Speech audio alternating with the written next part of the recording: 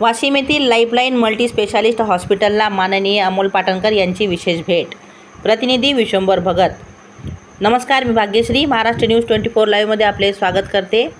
वाशिम शहरातील lifeline multispecialist हॉस्पिटलमध्ये माननीय अमोल पाटणकर यांची महाराष्ट्र राज्याचे लाडके मुख्यमंत्री देवेंद्र फडणवीस यांचे उपसचिवपदी निवड झाल्याबद्दल निमित्त यांचा सत्कार सोहळ्याचं आयोजन केलं होतं. यावेळी मंचावर वाशिम नगरपालिकेचे माजी अध्यक्ष माननीय अशोक भाऊ हेडा, प्रसिद्ध उद्योजक गिरधारी लालजी सारडा, प्रदेश संयुक्त मंत्री शिवलाल भुतडा, दिलीपराव जाधव, डॉक्टर हेडा यांची उपस्थिती होती.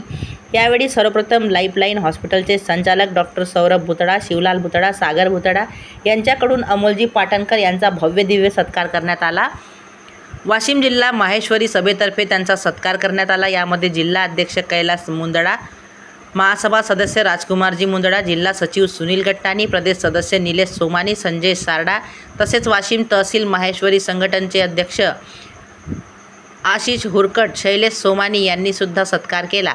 तसेच माहेश्वरी युवा संघटनतर्फे सत्कार करण्यात आला. यावेळी रोहित लाहोटी, उमेश तोष्णीवाल, अमोल अतुल चांडक, रवी हुरकुट, रोहित सारडा व महेश भवन ट्रस्टचे अध्यक्ष अशोक हेडा, सुनील गट्टाणी, नितीन करवा, राजकुमार मुंदडा, रामदेव जाजू यांच्याकडून महेश भवनच्या वतीने सत्कार करण्यात येऊन कृषी उत्पन्न बाजार समितीचे संचालक नितीन करवा, रामदेव जाजू, आसाराम जायभाई यांच्याकडून सुद्धा सत्कार झाला.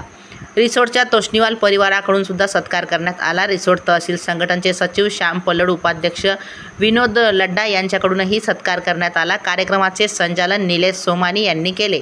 आभार प्रदर्शन डॉक्टर सौरभ भुतडा यांनी केले.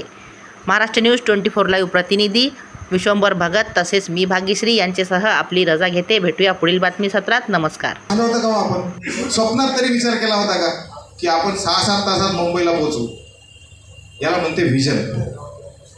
एक इंग्लिशमध्ये म्हण आहे, vision. What is vision? Vision is seeing that which is invisible to your eyes. जे आपण डोळ्यांना पाहू शकत नाही ना, ते पाहणं आणि ते अस्तित्वात आणणं, हे यांचं मूर्तिमंत उदाहरण म्हणजे आदरणीय देवेंद्र फडणवीस साहेब आहे.